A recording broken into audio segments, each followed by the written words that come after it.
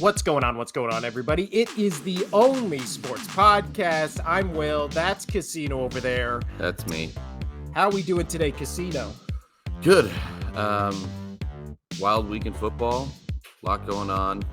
Trying to catch up with things that, at home. We got all the Christmas stuff going around. So decorated for Christmas. Got the tree in. Got the mantle up. Which is really cool. Yeah. It's quite nice. Busy, obviously. And it's so great because the kid wants to see Santa Claus, but as soon as we see Santa Claus, the kid screams. And then when we leave, the kid says she wants to see Santa Claus. So that's been a fun roundabout thing. What is it? My son, we've for the past 2 years now, obviously he's only 2, so last year he was too young. We started doing the Elf on the Shelf I will never do that. My 11-year-old loves it. Right? Every morning he's like, what did the elf do? What did the elf do? Loves it. My 2-year-old scared to death of the elf because it's just this little creature that at night just like messes up with stuff in the house. And the first night we had him just eating a bunch of candy, and then he had a note that said like, I'm back. Right? And so my son now, my 2-year-old, before he goes to bed every night, just freaks out and is just like, I don't want the elf to eat all my candy. I don't want the elf to eat all my candy. And then I was like, he only did that once. He won't do it again.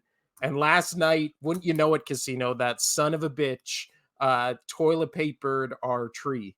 He just TP'd it with toilet paper. What an asshole. Yeah, I will never do that thing. I mean, kids love it. Except for, half of my kids love it. One loves it. One is terrified to death of it. But speaking of things that toddlers are terrified of, Casino, let's talk about college football and the standings. Other things that my kids are terrified is my kid doesn't want to take her nap. So she keeps getting out of her bed. And so I just yell it on the monitor, get back in your bed, please. And she just runs back to her bed. I'm telling you, put an elf in the shelf in that room. She'll be terrified to get out of bed. Just sitting right there at the base of her bed, staring at her. Oh, yeah, that would terrify her.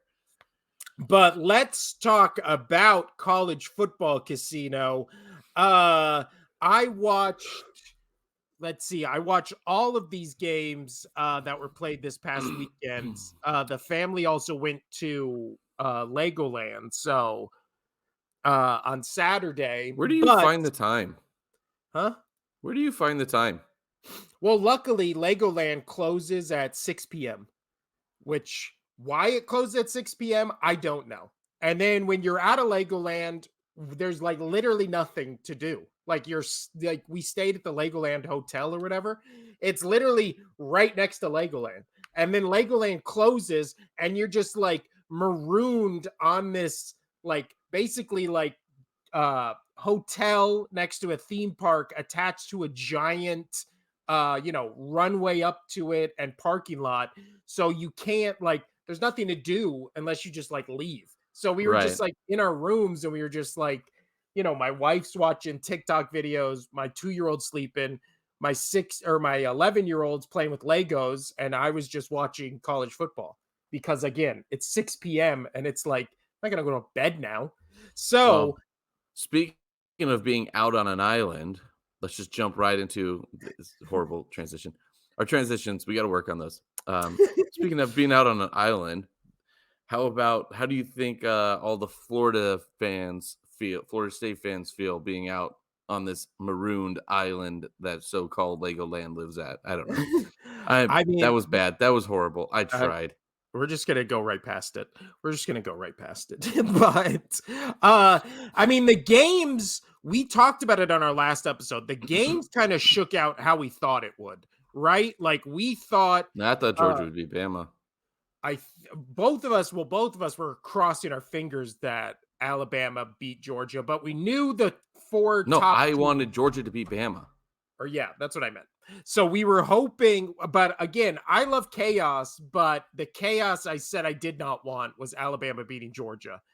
And if Alabama did beat Georgia, then I also wanted Michigan to lose, and then I wanted Oregon to win. So then it's what do you do?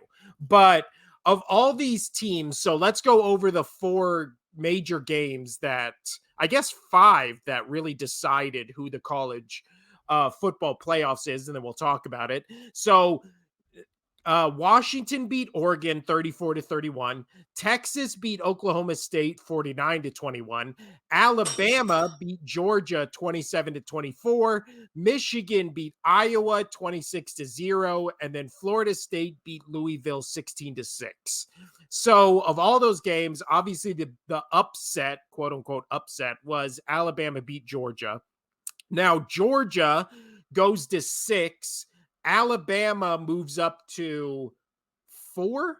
Are they 4? Is that like the final standings?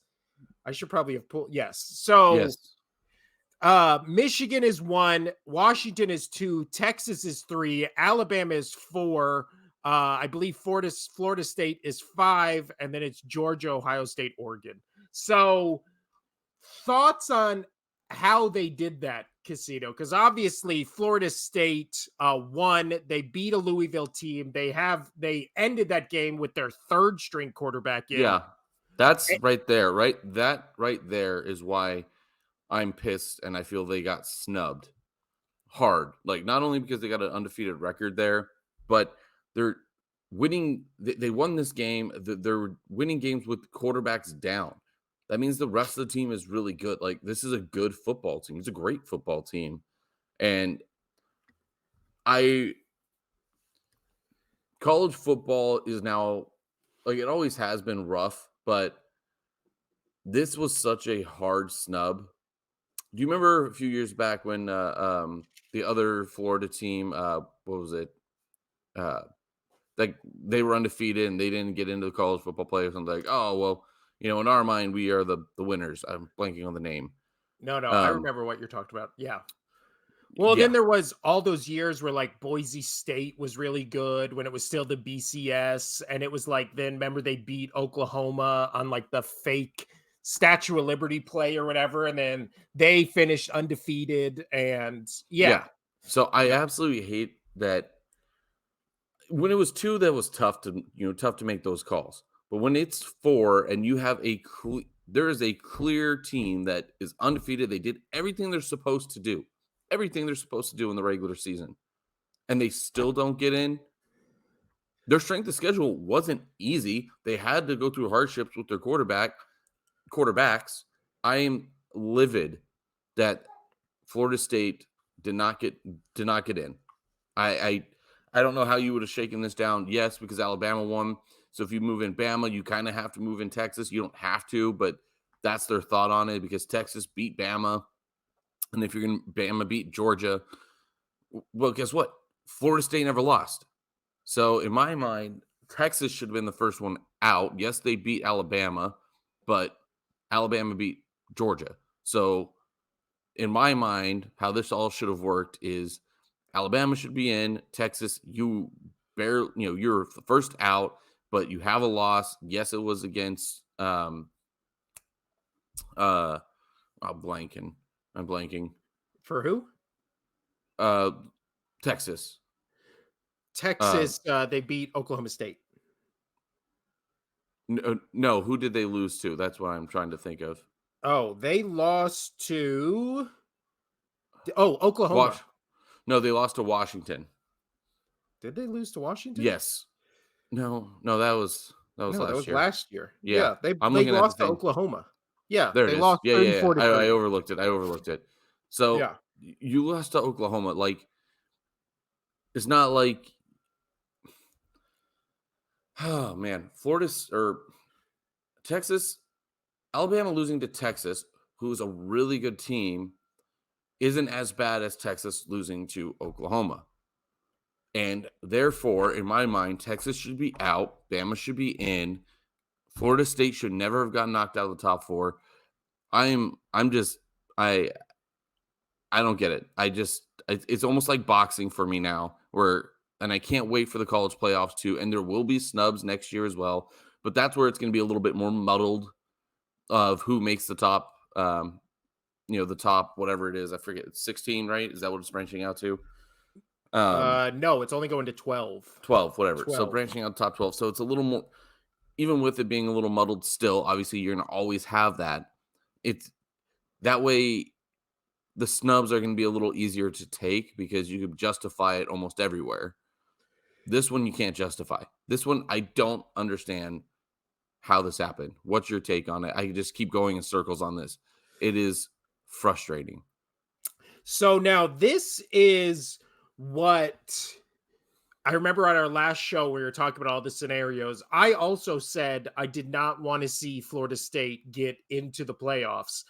Uh, but then when it happened, felt it just felt wrong. It just felt dirty. It especially felt dirty when, the selection show or whatever was like, let's put cameras at every school to see their reaction. And then you show the Florida State people, and it's just like their whole team. And it's just obviously deflating because, like you said, and again, as an Eagles fan, and I'll talk about this subject more when we talk about that game, but I watched a backup quarterback come into a team that every analyst, every football guru and genius on the fucking planet said, oh, the star quarterback's out. They're done. They're done for the season. And then that team went and won the Super Bowl. Right. So it's like in college football, the impressive thing in that FSU and Louisville game on Saturday, the most impressive thing was Florida State's defense. Like their defense is outstanding. I mean, their quarterback, their quarterback was bad. He had like 85 yards and I think a interception or two, but their running back's good. Their offensive line's great. They have one really good wide receiver. Their defense is phenomenal. And it's just like they're not as explosive or as interesting a team as, any of the teams above them, even though I hate Alabama. Alabama's a more interesting team. That being said, all of this, when it comes to college football, like, what's the point of the regular season if at the end you just go, oh, well, undefeated doesn't mean anything because this one team had a loss that was not as bad as your wins? Like that to me makes no sense whatsoever, especially because Alabama, they beat Georgia. Georgia had won 29 regular season games before playing Alabama. And obviously, Alabama like owns Georgia the past couple of years. So now Georgia falls from 1 to now out of the playoffs because they had a 3-point loss when Alabama at home lost by 10 points to Texas. Yeah. So on a neutral field, Georgia loses by 3 out of the playoffs. At home, in one of the biggest home field advantages in college football, you lose by 10 points. That, for some reason, is not as bad of a loss as losing on a neutral field by 3 for the first time in almost 30 games. Like, to me, that's the logic that, like, makes no sense. And we can talk strength of schedule and all this bullshit. Doesn't matter. What I've not heard, and again, it was like Alabama is the 5th hardest rank of schedule, and Florida State at like the 50th or some shit like that. It doesn't. To me, that doesnn't matter. Well, if they've had them in the top 5 the entire season, top 4, top 5 the entire season, and they're one of the 3 teams left undefeated that are in the top, and you don't give it to them. Well, a thing I've not heard discussed, which is 2 teams. Yeah, with a thing I've not heard discussed, which I'm like, why does nobody bring this up when they factor these in? What schools do you think get better recruits? Do you think Alabama, or do you think Florida State, or do you think Michigan, or do you think Washington and Oregon? Why is how easy these schools get recruits and all that stuff never factored in? Because if that's the case, Washington should be 1, Florida State should be 2, because they finished the season with better records than a team like Alabama, even Texas, a team like Alabama, a team like Texas, a team like Michigan, who are just known to get, 5-star recruits every fucking year. So why in college football do we never factor that in? Like, that was always my argument. years and years ago with Boise State is it's just like what Boise State is doing is more impressive than what that year, I'm sure it was Alabama. I can't remember who was in the championship, but I'm sure it was an SEC team. What they're doing is more impressive than what an SEC team is, because the reason why I think the NFL is better than college football is because the best players go to the worst teams, right? In college football, the best players go to the best teams already, and then it's just you just keep churning, right? That's why you have teams like excuse me. That's You're why good. teams, when they first get on a roll, like in Alabama, all of a sudden they never get fucking off that roll because it's just, oh, we're getting 5-star recruits every year at every position. And same thing with Georgia, same thing with Clemson, like those all schools. So why do we not factor in? And Florida State's obviously not like a little school, but I'm talking about the TCUs or the Boise States. And in this case, this year, Florida State, where it's like they don't always get the top recruits in the country. So when it comes to Washington, when it comes to Florida State, we should give them more credit for doing what the other schools are doing with less talent. Like, how many people on this FSU team are going to go to the NFL? Like, less than a handful. How many from Alabama are going to go, or Georgia are going to go to Half the the NFL? team. Probably, yeah. There's going to be 15 people from each team that get a shot in the NFL. Like, I don't get why that everything is factored in except that. Like, I don't get it. I don't understand it. But so Well, the I'm glad you came final, around on that because, dude, it was so frustrating to see that. well, and here's like, what do you think the final four should have been? I already told you. Michigan, Washington. Um, I'm going to throw Bama in there because they did beat Georgia, and Georgia was on that big streak. Yes, Texas was good, and they did beat Bama, but you also lost to Oklahoma, who was a lesser team. Bama lost to Texas, which they lost to you, Texas. That is still a really good team. Obviously, they made it in. Um, so Bama should be there, and then obviously undefeated Florida State, who played really good teams, and towards the end there with quarterback issues, and they still did it. Like that's how I should have had it. If you want to move Bama in front of Florida State, fine, but Florida State should not have been snubbed out of it by any means. Texas should have been the one left out. Yeah. See, but again, the committee I or whoever don't the care. fuck does it now. I know. I'm saying their justification for putting Texas in is if we put Alabama in, we have to have Texas, and that's literally the only reason they did it. I heard an interesting thing on the Dan Patrick show. I can't remember who said it, but I think it was Rick Neuheisel. But he said he made an interesting point where he said he could guarantee that if FS or that Florida State, maybe it wasn't him. I can't remember where I heard this. I think it was here where he said if years ago, I believe Deion Sanders said he wanted to coach Florida State and they like turned him down or something happened there, blah, blah, blah.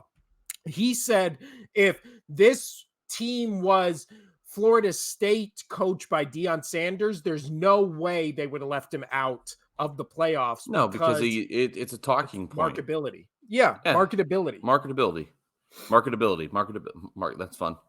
So the first rounds of the college football playoffs are going to be the Rose Bowl, which is going to be Alabama versus Michigan, and then the Sugar Bowl, which is going to be Texas and Washington. Again, I wish they would have swapped those two where it would have been Washington against either Michigan or Alabama, and then Texas against Michigan or Alabama. I mean, I know we already saw Texas, Alabama, but again, it just feels like, and you saw, speaking of that selection show, you saw the reaction of Michigan when they found out they had to play Alabama. Mhm. That was, I don't know, concerning that they all just looked like they'd already been beat. Like that makes it. I think they were expecting Florida State. Yeah. Well, I think everybody, if Florida State was in it, the other three teams would want to play Florida State. But I don't think that matters. What you have to do is, again, how many years was it where Alabama played nobody out of conference and then it was just like, oh, well, they go through the AFC, the SEC, they're in it. So then all these teams started scheduling out of conference. And then when that happens and you go undefeated, and then it still is like, oh, well, Alabama's in. And then it's like, okay, like it doesn't, I don't know. Hopefully the the 12 team playoffs make it because or make it better because then I think it becomes, if we look at the final college football ratings or standings for the year, uh the last team in would either be it'd be Oklahoma, who's the last two-loss team in the top what, and then SMU you got in there. But then you get teams like Liberty at 18, and I don't know how far you have to expand it where it just doesn't feel like somebody's getting snubbed. But I really do think 16 would be the best, right? Like that feels like a legit number where, yeah, I don't know. Well, it would be Ugh. better than what it is now. Well, I mean, that's not hard to do. But also I'm sick right now, Casino, so my voice is already going out. I can feel it. Nice. Uh I'm almost getting there too. It's great. yeah, I don't think I'm fun. sick. It's just dry, dude. Oh no, I'm sick. It's dry. Uh I think mine is just dry because like this morning I was like, oh no, I'm getting sick. And then I was like, no, I'm good. I'm like This morning I must have just was mouth breathing all night. I'm the wife didn't say anything. So typically if I do, she like smacks she pushes me and hey, you're snoring. Stop. I'm like, all right. I used to do the She, same thing when she's we always says, turn to your side. whoa, and then the fun begins. Uh Yeah, she gets to sleep soundly and I don't have her hit me. uh but there's no transition here. We're gonna stop. I'm gonna stop trying to transition. Let's move on, What a wonderful Casino. transition. Thank you so much. Let's move on to this week in the NFL. Uh, we obviously didn't do a show last week How did because we of do? scheduling issues, but we're here to talk about our picks that we made off the air. Uh, this week, Casino finished with 8. I finished with Wow, I 9. thought I was like, wait, really 8? I thought I was getting so much worse. Let No, me check here. the only 2 I know we flirted with are, the one we flirted with picking that we didn't go against, we both were talking about, "Oh, should we go Texans or Broncos?" And then we both picked Broncos and the Texans won. And then in my mind, I was like, "I think the Packers are gonna beat the Chiefs."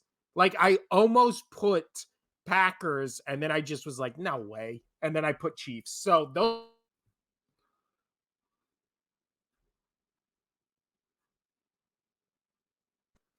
oh, there we go. The one different game we did have, Casino, you picked the Eagles, I picked the 49ers. So And the you only did reverse that because of jinx, first jinx. I know. And it did not work, but it did win me the week. And you know what? I was gonna start on Thursday night football, but actually let's start on Thursday night football. I'm not ready yet. I'm not ready to talk about it yet. Uh So Thursday night, we saw an absolutely wild game. The Oh now, man. fuck, the now 9-3 Dallas Cowboys win 41-35 over the now 6-6 Seattle Seahawks in a What a game that was though. game that had no punts and just back and forth with Geno Smith finally showing back up. DK Metcalf Until showing that back. interception. Yeah. Geno Smith, 23 for 41, 334 yards, 3 touchdowns. All 3 touchdowns went to DK Metcalf, who had 6 receptions, 134 yards. He's on my fantasy team. So finally, he started the week off right. It was awesome. Thoughts on this game, Casino? Thoughts on both the Man, Seahawks and I Cowboys? well, we won't get into it. I can talk about officiating both ways. It's just the officiating's broke. The fucking officiating is broke. It's as broke as the damn college selection committee. Um, but outside of that, man, this game was good. The rushing yards obviously was about doubled for Dallas, with, oh my gosh, why Walker, right? Yep, with Walker out. So what a good game. I watched every second of this and obviously cheering for the Seahawks. Um, but it was good. I mean, 25 first downs and 33 first downs. Uh, the third down efficiency was really good for both teams. Total plays 64 and 79. As you said, no punts. This was just an absolute throwing showdown. Like Yeah. it was wild. A shit Uh, ton of penalties, which made it almost unwatchable. Um, the penalties equivalated to what was it 257 penalties or 257 yards, 10 and 9. Again, officiating was outrageous. Um, outrageous, but whatever. But you know what? Kudos to Seahawks for staying in it because time of possession was massive for Dallas. It was 23 minutes to 36 minutes. They just ran the ball as they just kept the ball away from Seattle. Honestly, this was just a fun outside of you take the penalties away, which ruined a lot of the game, but you take that out of the way, the game was entertaining. Yeah. Dak Prescott on the other side, 29 for 41, 299, three touchdowns. Like you said, Tony Pollard, 20 carries, 68 yards, a touchdown. You And continue then, on this. I'm gonna feed my child. yeah, CD Lamb, 12 receptions, 116 yards, one touchdown. So now, and obviously we'll talk about this when it gets to Eagles 49ers, but now it really comes down to the race for the number one seed in the NFC has tightened as Eagles lose, 49ers Cowboys keep winning. Eagles Cowboys obviously play this weekend in a game that we'll talk about on next episode, but I do think there's one of two ways to respond to that game. Now, I do think the next three games after the Eagles Cowboys game, I think the Cowboys win this game on Sunday night unless that 49ers ass kicking lit a fire under this Eagles team and they go and hopefully blow the doors off Dallas. I'm not saying like a blowout, but I'm saying at least, go into Dallas and win and kind of assert the dominance that, people were saying was missing from the 49ers game. Well, not dominance, but physicality, right? So we'll talk about that. But when it comes to the Cowboys, they have Eagles, Bills, Dolphins, Lions, and they end with Commanders. So we've already seen them against the Commanders. They won by 35 points, right? So I don't think that changes unless they're resting people in that game because there's no shot they can get the number one seed. The only way they would not be able to get the number one seed is if they literally lose. I think I think they would just have to, they'd only be allowed to lose one game of the next remaining four. So again, it's Eagles, it's Bills, it's Dolphins, it's Lions. So the two of the best teams in the NFC, and then one of the best teams in the AFC, and then a wild card team when it comes to the Bills, who I feel like is one of those teams that can beat you on any Sunday, or you can beat pretty handily on any Sunday. That's basically every game we've seen from them this season. So, Casino, when it comes to Cowboys' remaining schedule, they are at the moment they are 9-3. So they play Eagles this Sunday night. Then they play Bills, Dolphins, Lions, and finish at Commanders. How many of those games do you think they win? Win Yes. Commanders and Bills.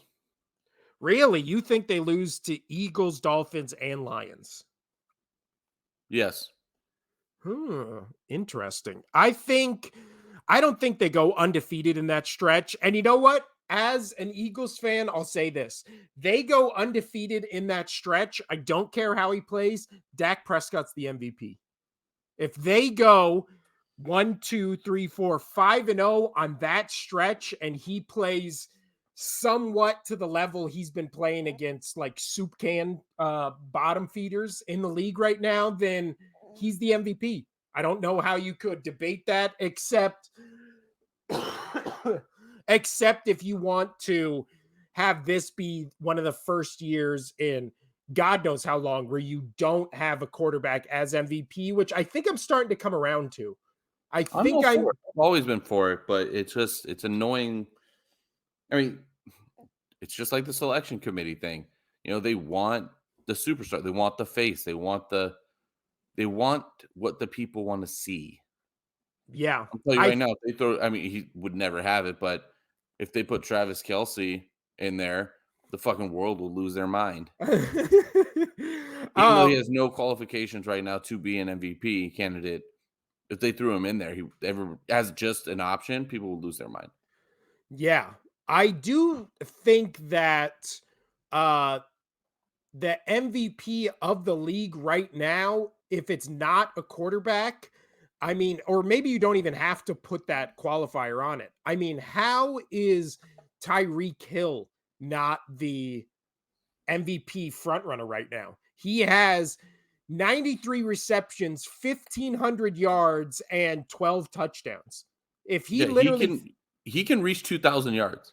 he finishes, let's say he finishes the year with over 140 catches. So let's say he's right around that, season catch record. He has over 2,000 yards and like 20 touchdowns.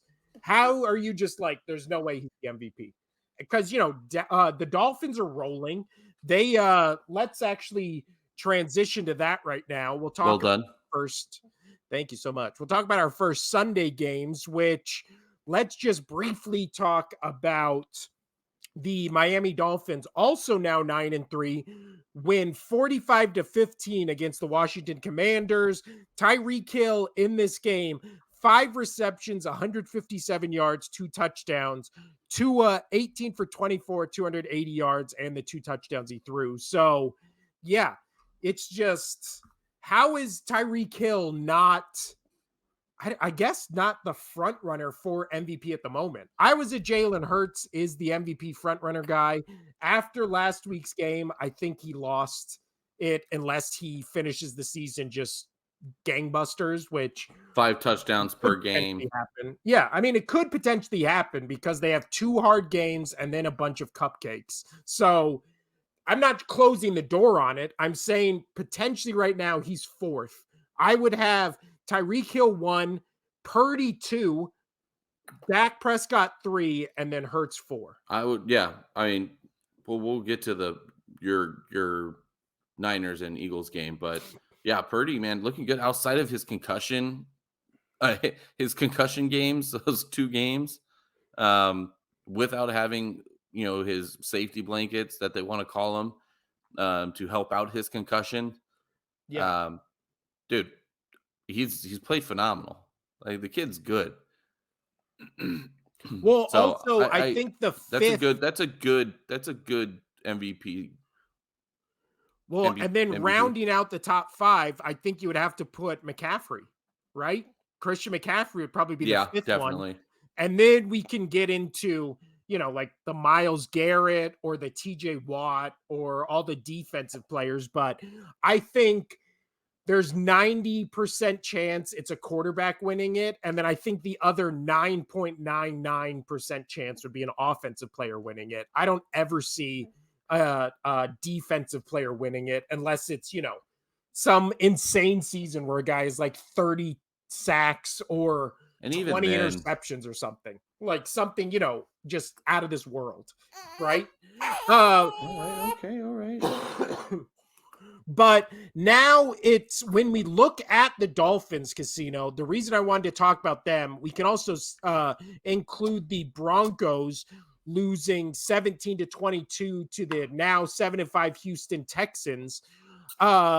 I wanted to include those 2 games in, we're talking about like 5-6 marquee games from the weekend to ask the question, with the Chiefs losing, with the Ravens, losing Mark Andrews and kind of being beat up. with the Bills not being who they thought they would be this season. Bengals obviously lose Joe Burrow. Jaguars look like they're in a free fall. Who right now? I knew as soon as that game ended last night, I was like, "Ah, God, Yeah, all we're gonna hear is Jags are overrated." yeah.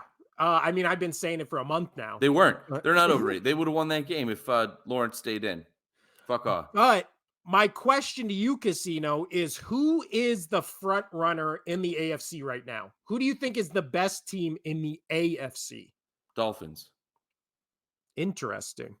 It would I be think Dolphins. For me, it's Dolphins or Ravens. But as you said, Ravens have been like injured. Andrews going out was huge. We'll see what that looks like this coming week. But I mean, yeah, yeah, both have Ravens will at least have an interesting game this upcoming week, and they play the Rams. coming Uh off a bye, so some of the guys can get some health. Let's yeah. get some health back to them. Rams will be a test for them for sure. Um, so yeah, we'll see how that plays out. But I think again, I've said it before. Ravens, when they're healthy, they're the best team in the AFC. I said that again this like mid-season, early part of the season. That I would be scared for any team to play them. But you have to stay healthy. So right now, Dolphins take that leap. As you said, Tyreek Hill out of this world. I have him on my fantasy. He wins me a lot of games. Um, Speaking of fantasy corner, real quick, I'm in sixth place. We have five of us tied. All we have five of us tied with a 7-6 record. Six people make the playoffs, being a 12-man league. I have to win my last game next week, this coming week, to advance. But I play, the defending champion who's 10-2 right now. So Fun. yeah, Fun with all stuff. my players out because Goddard got hurt. My lead running back, who's not even a lot, Ramondre Stevenson, he's going to be out for a little while. I have nobody. This is going to be great. It's great days. It's great days. I'm going to miss the freaking playoffs. Great. Yeah, I what is it? I'm second in the league right now, but my team is held together with just super glue and gum. Do you Like have I'm enough though to falling at apart. least front a starting lineup? I don't. I literally have I have two viable people on my bench. One of them That is a must be nice. I quarterback. have zero. And so, well, I technically have one.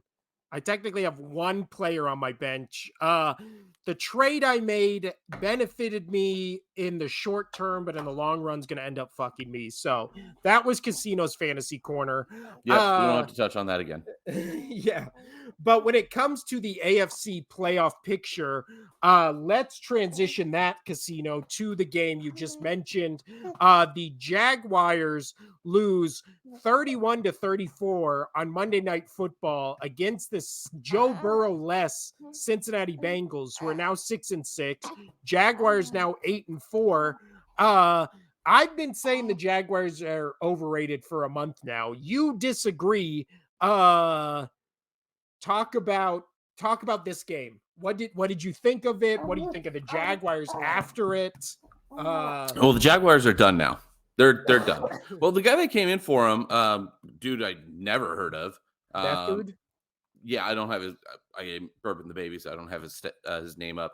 Never heard. Somebody asked me because they know that I do the podcast, and they're like, "So who's the backup for him?" And I'm like, I have no idea. Yeah, it was a dude I've never heard of. So he was the one who was with the 49ers for a couple years, and then he was a guy that Kyle Shanahan did nothing with because he's such a genius. So it's crazy that he wasn't leading the league in Well, passing. dude, he came in, and I mean, he played well. That guy played well when he came in. Wait, are you talking about Jaguars or Bengals? Jaguars. Oh, okay. Yeah, he Well, went. I want to say both of the guys that obviously Browning. Yeah, Browning for the Bengals played really well. Yeah, really well. 32 for 37, outstanding Yeah. for a backup quarterback. Joe Burrow on the sidelines pumping his fist and everything. It was great. Um, but Trevor Lawrence, he did really good. I mean, he was 22 for 29, 2 touchdowns. And then CJ Bethard, he came in, he was 9 for 10. Every quarterback that played in this game was really good. This game was very entertaining. I loved every second of it. We had the Knights playing, so obviously we have to keep that game on because we do a promotion for it. But this game was absolutely phenomenal. Yeah, I what else can I say about this? Oh yeah, the quarterbacks were great. Not everybody else was great. Jamar Chase sucked. Tyler Boyd sucked as when it came to passing the football. Dude, that was. Did you watch the Manning cast? Because I always put at the bar. I always put up the Monday Night Football game broadcast on the main TV, just like the main ESPN one. But off of one on the small TVs, I do have the Manning cast on. And when that happened, did you see Peyton get up Oh, with the trick play, like fuck up. with Yeah. the Tyler Boyd interception? Yeah. Dude, that No, was that one of was rough. one of the Yeah. funniest things. Oh my gosh. Like there was nobody even near that. But no, I like this game, and you know what? They should have put in Jake Browning a long time ago because he looks really good. Like he had a phenomenal. I mean, just maybe a one-time thing, but you look really good coming in off the bench.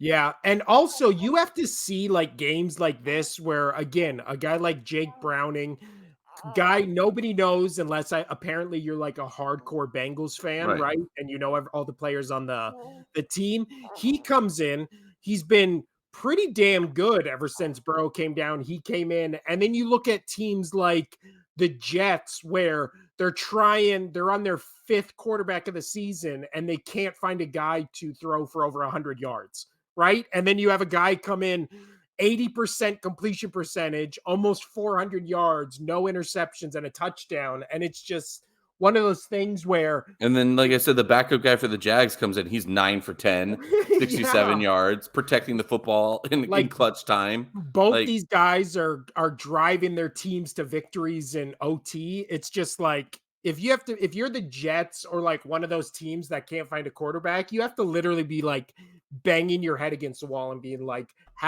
the how Patriots. yeah, how you look at what Gardner Minshew's doing on the Colts, and you're just like, any team in the league could have had him, and he was a backup on the Colts. You also have Jameis Winston potentially leading the Saints to a game-winning drive if he had like 2 seconds left instead of pressure. But yeah, it's got to be frustrating. It's got to be frustrating. But we move from that game, Casino, to our next one, which is, let's see, we touched on Jags, Bengals. Oh, let's move to Sunday Night Football, which was Chiefs and Packers. The Packers now 6-6 after winning 27-19 against the now 8-4 Kansas City Chiefs. Patrick Mahomes' first time in Lambeau. He walks away with the L. Again, I mean, officiating now it's just, I feel like officiating could be a topic every week because the last 2 Well, minutes that's of why I the tried to game. just brief over it with the 257 penalty yards in the Thursday night game. Like, I Yeah, mean, you take that out of the way. I still enjoyed watching the game, but that was frustrating. So, again, yeah, officiating, yeah, don't even want to touch on it anymore. they literally last 2 minutes of this game, there's a roughing the passer penalty on a completely clean hit. Mahomes is inbounds. Mahomes is trying to get the first down. The Packers player stops him when he's clearly inbounds, and then roughing the passer penalty. One or two plays later, the Chiefs wide receiver is literally getting a piggyback ride from the Packers corner before the ball even is All within 10 feet of him, and it's no pass interference.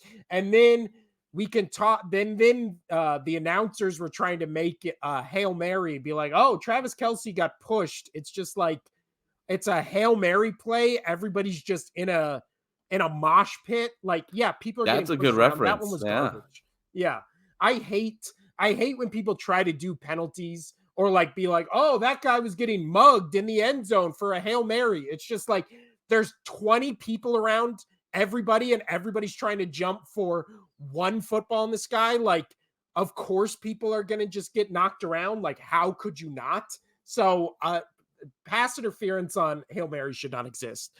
As long as you're not, holding a guy on the ground Or when the yeah, ball hasn't even or left. blatant But tackling them with not even yeah, looking yeah. towards the ball. Yeah, But all jumping for a ball and somebody gets knocked around, like get the fuck out of here. But we'll talk about the Eagles Niners. But when it comes to penalties, this is why I've always said I hate when my team gets a bullshit penalty that benefits them in some way, because I know it's going to fuck them over in the future.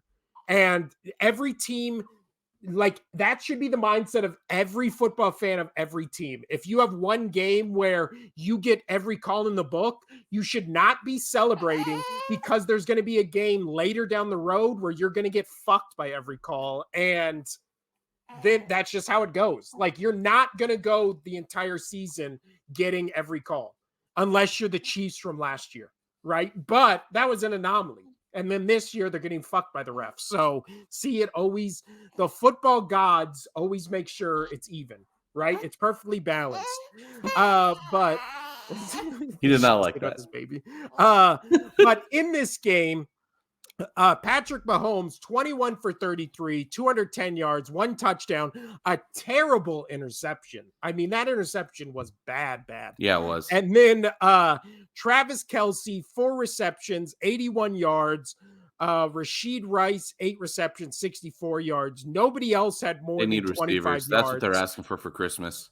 Yeah, so that's Santa, my question, can I get some receivers, please? Before we get to the Packers, what is wrong with this Chiefs team?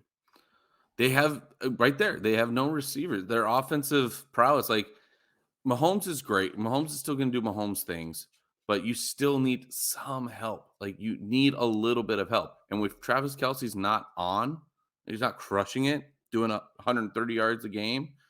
Even when he was doing the 130 yards a game, 10 catches or whatever it was, they were still squeaking out a couple of those wins. Some of them were blowouts, but some of them were also barely winning. Like their offense is just off. It's not clicking. Like I think Mahomes and the receivers, there's something not registering between those guys. Well, it's also, can we finally admit that maybe a big part of that Chiefs offense was Eric Bieniemy? Can we finally 100%. You talked about it multiple weeks in a row, and it's true. It's huge. It was huge. Well, also, I don't think Sam Howell would be doing half of what he's doing for the Commanders if Eric Bieniemy wasn't there, right? I believe he's still leading the league in pass yards. Like that, and everybody just acted like, oh, you lose Tyreek Hill, you lose one of the best offensive coaches in the league, and you'll be fine, right? Like that was always a thing with Patrick Mahomes, where it was like he doesn't need anybody else. And last year, I keep hearing like he had the same wide receiver group he had last year that he has this year, and they're worse. And then it's like, yeah, because last year you had Bieniemy, and this year you don't. Like that's the main difference. It's not that you have bad receivers, it's that you have a bad coordinator. Like, and it's Matt Nagy, who we saw when he was with the Bears. It wasn't like he was lighting up teams, right? It was like they were barely winning games, they snuck into the playoffs, and then they got double doinked out of it. So it's not like he had, some crazy offensive explosion with Mitchell Trubisky or anything. Right. But Well, talking about offensive explosions, there we go. Great transition. Jordan Love. We need to make it just an entire episode of our transitions. I would love that. Good luck editing that. Yeah. But Jordan Love, dude, he must have Who listened is to this guy? Because he must have listened to me, man, on this podcast, because me calling him out, man. Wow. He's been fire since. He's been phenomenal. He's figured something out. I think literally when everybody in the media was like, oh, he can't throw past than 5 yards, 10 yards, and he's going to throw an interception or it's going to get batted down. Well, this dude's shut a lot of people up the last 3 weeks. So the He's last c 3 and he's weeks he's done it consistently. Last 3 weeks, they beat the Chargers, Lions, Chiefs. Obviously, 3 I mean, you can cra the Chargers are still technically a playoff, like, fringe team. So 3 playoff caliber teams. He's gone, what, 8 Um, touchdowns, 0 interceptions, won all 3 games, and has made some in his quarterback rating for all those games over 100.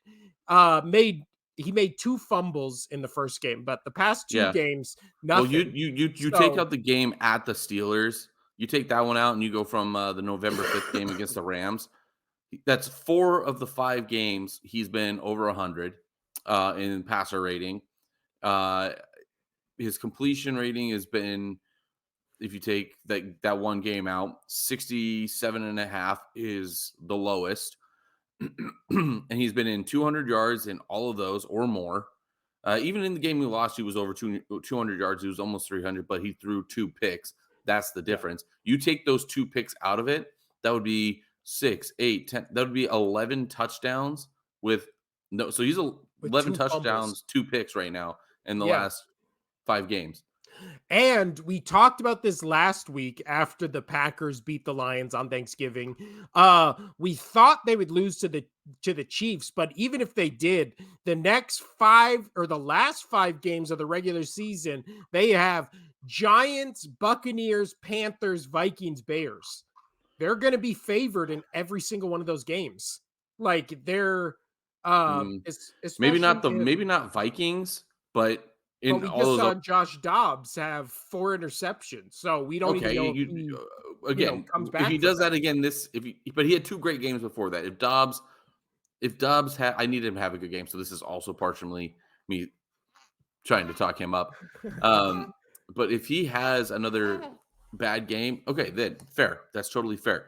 But call one game anomaly an anomaly out of 4. Like we're doing it right here for Jordan Love. We're doing one True, of his 5.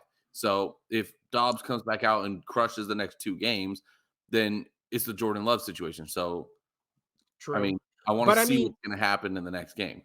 even losing the Vikings game, this is still a Packers team that at one point I believe they were what? They were like 3 games below 500 or something like that. They've turned it around and they potentially can finish the season 10-7. Like that's I mean, that's crazy because there was remember, Jordan Love had the Member. first 2 or 3 weeks of the season where everybody was like, "Oh my god.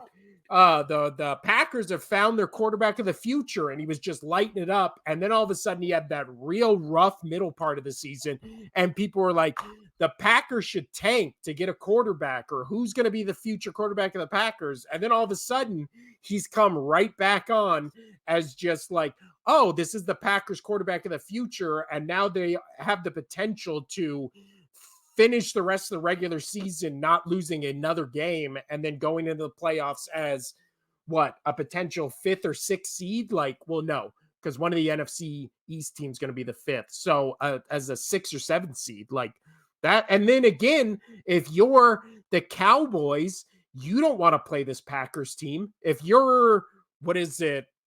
I don't even think I don't think if you're the Lions, you've already been beaten. If you're the Niners or the Eagles, you don't want to play this Packers team because they're lighting you up. And their defense has been, pretty legit the entire year, staying within the top 10. So, yeah, all of a sudden the Packers are real viable playoff option or a playoff team. But it's time, Casino. It's time to talk about uh Black Sunday, uh Bloody Sunday, one of the worst football games I've ever seen in my life. And that was my Philadelphia Eagles losing 42-19. The Eagles are 10-2, the 49ers are 9-3. You're on mute still. And Well, uh that's good because you didn't want to hear what I was saying. I oh was saying, god. "Whoa, whoa, whoa, whoa, whoa, whoa." They didn't lose. They got thumped. They got Yeah. slaughtered, absolutely crushed. I mean, they had to bring in Marcus Mariota. Well, They brought in Marcus Mariota. Well, that was because Jalen Hurts got knocked out of the game. He That's fair. didn't, but also, by 49er fans' logic, Jalen Hurts got knocked out of this game, so the game should have been canceled and we should not have finished playing it. Uh, that is my one takeaway from this game is I keep seeing so much shit online about like this is what happens when the 49ers have a quarterback. This is what happened when the 49ers have a quarterback. The 49ers quarterback got knocked out by a legal hit on just a sack. It wasn't like a dirty hit or a late hit or anything like that. And then he got taken out of the game. What would you have liked to have happened? Would you have just liked the league to come in and be like, "Oh, game's over. We'll resume in 9 months when Brock Purdy is back and not injured." Like, I just don't, I never understood that. Like, oh, well, our quarterback got knocked out, like, blah, blah, blah. And it's just like, yeah. And then Debo Samuel fumbled the ball and your defense gave up 35 points. So, again, what does Brock Purdy have to do with any of that? In this game, also, we keep saying, like, oh man, this is what the 49ers would be without, with their quarterback. Yeah, this is also what the Eagles look like with a worse team than last year with two coordinators who are worse than last year. So these aren't the same teams playing each other. The 49ers got one of the best Eagles defensive players from last year now on their team. And it's just like this thing where it's just like, this is what would have happened last year. Last year, if Brock Purdy was in, the game would have been closer. I would bet my life that the Eagles were winning that game 8 out of 10 times. Like, there was no way you were beating that Eagles team last year unless you were the Chiefs. And we all saw what happened in the Super Bowl. But again, in that game, Hurts outplayed peak Patrick Mahomes. Like, again, and that's play calling and coordinators, which is what I think. Before we praise the 49ers, I have to obviously talk about the issues with this Eagles team. And I just alluded to it. I just alluded to it right there. The issue is the play calling, both on the defensive and offensive side of the ball. Brian Johnson, as the offensive coordinator, it's just not working, and it's not as fluid as it was last year, obviously, because Shane Steichen is a genius, and you can see that in what he's doing in the Indianapolis Colts with that team to be 7-5. Like, if he was still on the coordinator for this team, this offense would be way better than it is right now. And it's still a top 5 offense. And again, it still feels off because in situations where you're trying to run out the clock or you're trying to do specific things, like Brian Johnson just makes bonehead plays. And then I'll even throw this up to Sirianni, where in this game, you're losing the game and all momentum, and it's a 4th and 2, and you decide to punt at midfield. And it's just like, what are you like? Why? Why are you not attempting to go for it? You're already getting your dick kicked in. And again, in this situation, in this game, the Eagles Super Bowl this season was against the Chiefs, right? When they had to go to Arrowhead and beat the team that beat them last year. The 49ers Super Bowl this year was this game. So before the season started, the 3 games on the calendar where I was like, Eagles are definitely losing these games was in Dallas playing the Cowboys. I think they lose Sunday night.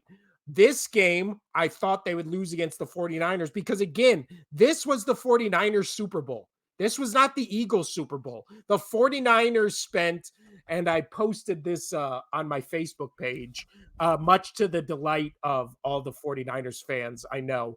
But I said, I will cry and bitch about this Eagles 49ers game for 2 days, which means I will have cried and bitched less about an Eagles 49ers game than every 49ers fan, player, or coach will.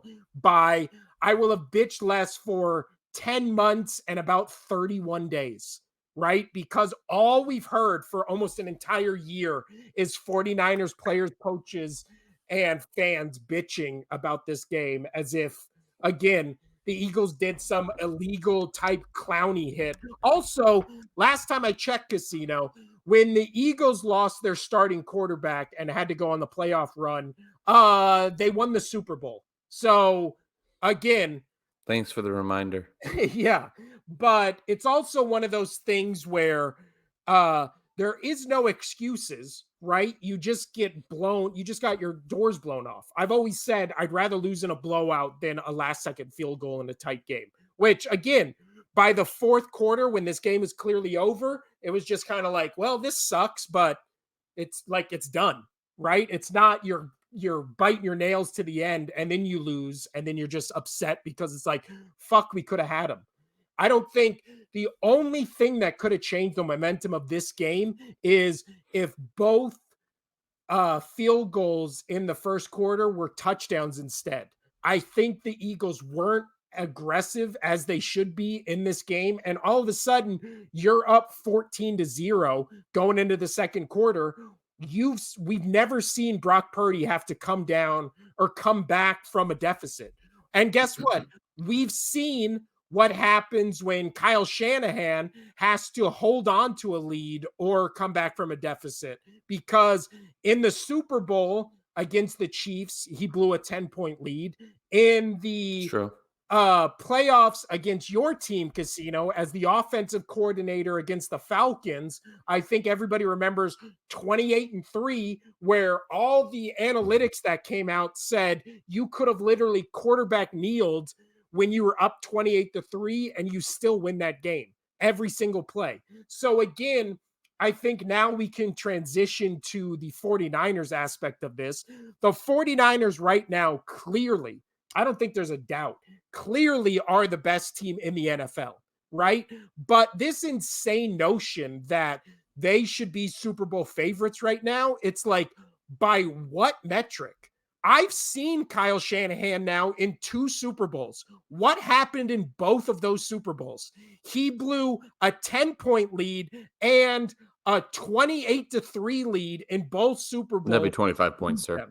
So, yes, well, yeah, it was 28-3. So he blew a 10-point and a 25-point lead, and we've never I saw your mind working. I just wanted to help you out. Thank you. And then we've never seen Brock Purdy in the playoffs, right? Because the one time he was in the playoffs was against the Eagles. He got knocked out 3 plays into the game. I believe they played the week before that, but I think he had a fine game. But what I'm saying is we've seen Kyle Shanahan in the playoffs and Super Bowls, and we've seen Brock Purdy for a couple plays. Like, I don't get why. Again, we've never seen Christian McCaffrey he was on that that Panthers team with Cam Newton, correct? I believe so. I don't know. So again, if I had to ask you right now, Casino, 49ers to win the Super Bowl or the field, who you pick? Field. I think I would too. Like, I don't. Field. And I really do think that Eagles, if they play the 49ers again in the playoffs, I think they can beat them. I really do. Because again, I just want the Cowboys, Eagles, and Niners to hate each other. Just a big 3-hole fuckadoo. And then the Lions be like, hey, we're going to squeak through. I mean, that is your Super Bowl pick. But also, I don't think it's a bad pick, though. No, it's really not, especially at this point in the season. I mean, they're the 4th best team in the NFC. I mean, look what Goff did yesterday. I know. Jeez. Yeah. But before we get to the Niners side of this, Casino, let's talk about the incident that everybody's fucking talking about from this game. The security guard separating Greenlaw and Smith after the play. Greenlaw attempts to punch him in the face. Both the security guard, I believe his name was Big Dom, and Greenlaw get ejected from the game. Thoughts on this whole incident, Casino? I need you to go first. My whole thing is I keep seeing people being like, well, the security guard, he put his hands on a player and he got involved in it and like all this kind of stuff, as if that play, when you watch the whole thing that happened, they get tackled right in front of him. It's not like he ran 50 yards to come get in Greenlaw's face. And then all he does is just separate the two guys. Devontae Smith and then Greenlaw are getting in each other's faces. He steps in between and like separates them. So that's it. Again, anything any other player or coach would do, he's the head of security. He's just, I don't even think he's doing, people are like, well, he's doing his job. Well, he's doing his job. I don't even think that. He's literally just trying to make sure these guys don't fight each other. I don't even know. And then it's like, oh, well, he shouldn't be there. He shouldn't have put his hands on the guy. It's like he didn't put his hands on the guy. He's separating two people. And then they're like, well, Greenlaw, he shouldn't have been ejected. There's a difference. There's no Yeah. difference between attempted murder and murder. Attempted murder means you tried to murder somebody. So he did the thing where he like brushed his across the guy's nose. He was attempting to punch a random person on the sideline in the face. Okay. It's not like he was trying to do anything else. That's also called assault, right? So he was trying to assault a random person on the sidelines. I don't care. Like Eagles, 49ers, again, this is the thing where it's like everybody has to have a fucking bias for their team. If it's the other side of the equation, of course both players should be ejected. What the fuck are we even talking about?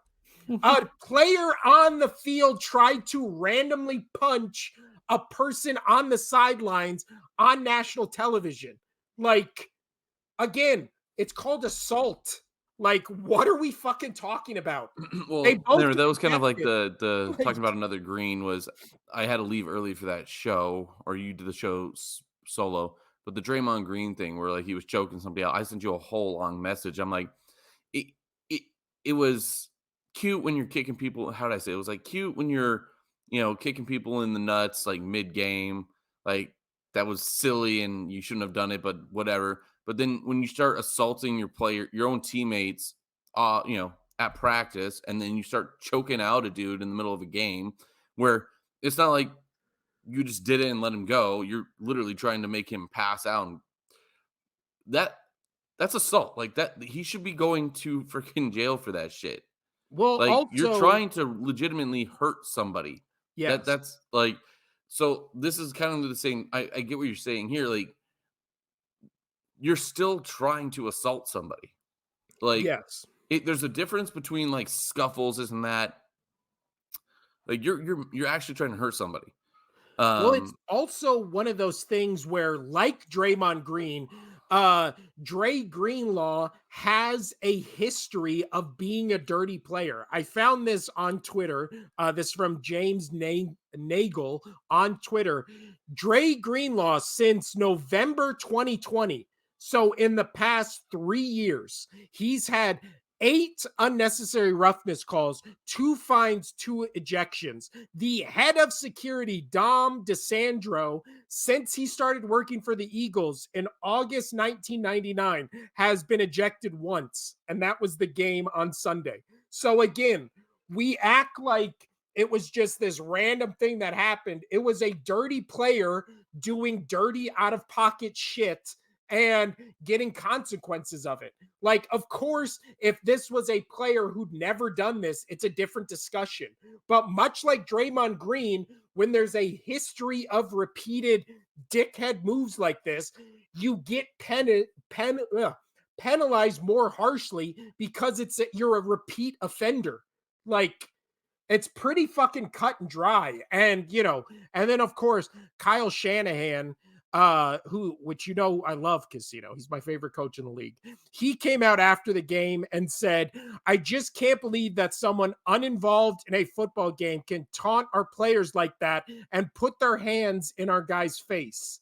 So again, if you are a opposing fan, opposing player, opposing coach, if you taunt a 49ers player or put your hand in their face, they should be allowed to punch you, is basically what Kyle Shanahan is saying. Like, what a fucking insane take. Like, this is the thing where it's like, oh, and then everybody being like, why was he involved? Why was he on again? They got tackled right in front of him. He's helping. He's not the only one. He's helping the other coaches and players separate two guys in a very chippy game where both teams were going at each other after the whistles and after the plays for the entire game. So it's dumb. It's dumb. It's dumb. But uh now let's talk about the other side of this game, Casino, which was the 49ers. They win 9-3. Brock Purdy, 19 for 27, 314 yards, 4 touchdowns. McCaffrey, 17 carries, 93 yards, a touchdown. And then Debo Samuel, 4 receptions, 116 yards, 2 touchdowns. He also had 22 rushing yards and 1 touchdown. Right. Again, an ass kicking. Eagles get the doors blown off them. And for some reason, everyone now just has to make excuses for why Brock Purdy isn't good and he shouldn't be an MVP contender and he's overrated and all this kind of stuff. Can you explain to me why everyone in the media just has to hate and shit on Brock Purdy when he's I putting think they're honestly, I wonder if they're just scared that he's like another Tom Brady kind of thing. I mean, when you said that a couple weeks ago, I like laughed and I was like, no fucking way. But from what we've seen from him, like, how is he not? This season, he literally has let's see, for this season, he currently has 23 touchdowns, 6 interceptions. The 2 bad games he had, or no, it was 3 bad games he Three had, bad were games. all because of concussions. Every other game he started, much like Jalen Hurts, I think he's only lost 5 games in his career. Like, what? I don't get. Again, we've seen other quarterbacks for the 49ers in this system, in the Kyle Shanahan system. We've seen other teams with other quarterbacks. Nobody is doing it as good or as efficiently as Brock Purdy is right now at the moment. Like, Right. what? I don't get the hate for Brock Purdy. I don't either, man. I liked If him he ever was a since last first year. round pick, everybody would be like, this is who we knew he would be. This is who we knew he'd be. And Yeah, it people just are just like, trying to justify that, just trying to make it hurt less that they were wrong. yeah. Well, again, every excuse in the book is made for Justin Herbert when he plays your New England Patriots and puts up 6 points against one of the worst teams in the league. Every excuse in the book is made for him, why he's a great quarterback, and everything else around him sucks. And the exact opposite is done for Purdy. Whenever he has a great game, which is almost every game he plays, every excuse in the book is made for why his great game actually sucked. I just like don't understand it. Why is no one allowed to be like, hey, Brock Purdy's pretty good. Like, he's pretty fucking good. He's a top 5 quarterback in the league right now, this moment. Like, why is that a controversial statement? I just don't Don't fucking know. understand it. That being said, I think their last thing I want to talk about, Casino, and then we'll touch on the games we kind of missed. What is right now? What are your Super Bowl or bust teams? Like, teams that if they don't get to the Super Bowl, you feel like the season will have been wasted and there's nothing to build on for next season. Well, I mean, let's start at the very, very, very bottom. Um, Cincinnati's hopes seem done. Bills, we thought maybe this would be their last year. Last year was their last year. Yeah. Um, Eagles, I feel, are right there in that boat as well with this core team. Um, Even with all the different changes, like I feel like this will be their last big hurrah towards it. I mean, they're not going to be bad teams. Um, oh man. Let's see. Can I throw out my teams to you right now? Yeah, go for it. So I think right now I have 6 teams that all are Super Bowl or bust. And if they don't win the Super Bowl this year, the season didn't mean anything. right? I think the 6 teams at the moment are 49ers are number 1. Because if 49ers, with what they've done this season, especially to the Eagles and to the Cowboys, and remember, they've only lost one game bad, and that was to the Bengals with Joe Burrow, who absolutely destroyed them, right? So every NFC contender this year has been blown out. The Ravens blew out the Lions, the Bengals blew out the Niners, and then the Niners blew out both the Eagles and Cowboys. So I think 49ers have to be number 1 on this list. If they don't win the Super Bowl this year, something horrible happened to them, either injury or they lost a game that everybody will be talking about they should have won for the entire offseason. Uh, Eagles, for obvious reasons, they're the number 1 team still in the league. They're still the number 1 seed in the NFC. They're 10-2. No other team in the league has 10 wins. And we're heading into week 14. So it's Eagles, and obviously they were there last year. Cowboys, because again, Dak Prescott, MVP, they've been blowing out everybody this year. They've only lost to good teams. So Cowboys. And then in the AFC, I really think it's only Dolphins, Chiefs, and Ravens, right? Because Ravens are 9-3, Chiefs are 8-4, Dolphins are 9-3. The Bills right now at this moment 6-6, and then all of a sudden that Chiefs Bills game this weekend feels like the Bills season, right? Like they Oh lose yeah. that game, it's over. They win that game, all of a sudden now it's like, could they, sneak into the playoffs? But And everybody else. and the Chiefs would be, you know, having to jump start because they'd be right there, man. Well, the case to make for the Chiefs is they've never had a better defense in the Patrick Mahomes era than they do right now. So Chiefs still have Patrick Mahomes, Andy Reid, and Travis Kelce with a top 2 defense in the league. Like, how does that team not win the Super Bowl? Right. So, and then obviously for the Dolphins, you have this Tyreek Tua connection. You have a pretty damn good defense. You have the genius coach of Mike McDaniels. And for the Ravens, you have Lamar back. You've had some injuries, but again, you're undefeated against NFC teams. So you make it to the Super Bowl and don't win it. Like, you got to be like scratching your head. So last question, Casino. What's your Super Bowl pick right now? You still sticking with the Lions Chiefs? Uh, I'm gonna just stick with it because that's what I went with. Yep. Or no, I'm sorry. You said Bengals Lions was your Yeah, preseason Bengals, pick. Lions. So if I'm gonna switch it up because Bengals are out, I'm gonna go Lions, Dolphins. Lions Dolphins. Now also there is the conspiracy that I had to pick the Lions because that's still my, I'm not yeah. gonna wave on that. Well, there is the conspiracy that the Super Bowl logos for the year have the colors of the teams that have gone into the Super Bowl for the past 3 years. The colors going into this Super Bowl match the Ravens and 49ers. So, if Ravens 49ers happen, can all those conspiracy theories are on the table, because that will be, what are the fucking odds of that happening? But I still think the Eagles can do it. Uh, Oh, but definitely.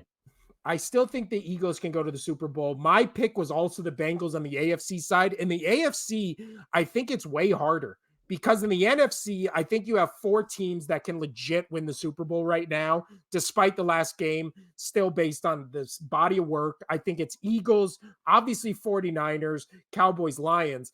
On the AFC, I mean, if Chiefs lose the next 3 games, would you, like the exact way they lost last night, would you be, or on Sunday night, would you be surprised? I No. don't think I would. So it really comes down to, in the AFC, it's got to be Ravens or Dolphins, right? Like, it has to be one of those two. And with Dolphins, they're the same as the Cowboys, where they only lose to good teams. So they're only going to see good teams in the playoffs. So I do not know. Before we get out of here, Casino, anything from the other games on Sunday you would like to talk about that we did not talk about? Nah, my team sucks. So the games we didn't talk about: Chargers beating your Patriots 6-0 in one of the worst games I've ever seen in my life. The Lions winning 33-28, which the thing I wanted to talk about, did you see from this game where Alvin Kamara gets tackled on the sideline and falls into that guy who breaks his leg? No, and I don't want to. Oh, I'll send you the video. It is Okay. disgusting. It's gross. The Falcons win 13-8 over the Jets. The Jets, even if Rodgers comes back, they're done. Cardinals beat the Steelers. Kenny Pickett is apparently out, at least for a Thursday night's game. Colts win. That don't matter. No, it doesn't. They're still gonna win. Colts win 31-28, and then Texans beat the Broncos 22-17. Texans now in the hunt for I thought the Broncos were gonna win. They were on a 5-game heater, bro. I know, but CJ Stroud, he does it. Panthers win 21-18. Rams blow out the Browns. Browns look done, even though Joe Flacco looked pretty damn good. And then we talked about the rest of the game. So anything else, Casino? Nope. I think I'm good. No, his mom picked him up today. Yeah. And I think on that note, we went longer than I thought we would. Yeah, this has been the Only Sports Podcast. We gave you 2 episodes last week. I forgot we did 2 episodes last week, but we did. Hopefully we can give you 2 episodes this week, but every time I say that, we don't do it. So I'm just going to we're going to play it by ear, Casino. We might be back this week to do our picks for week 14. But this has been the Only Sports Podcast. I'm Will. That's Casino over there. Hi. And yeah, adios. Bye.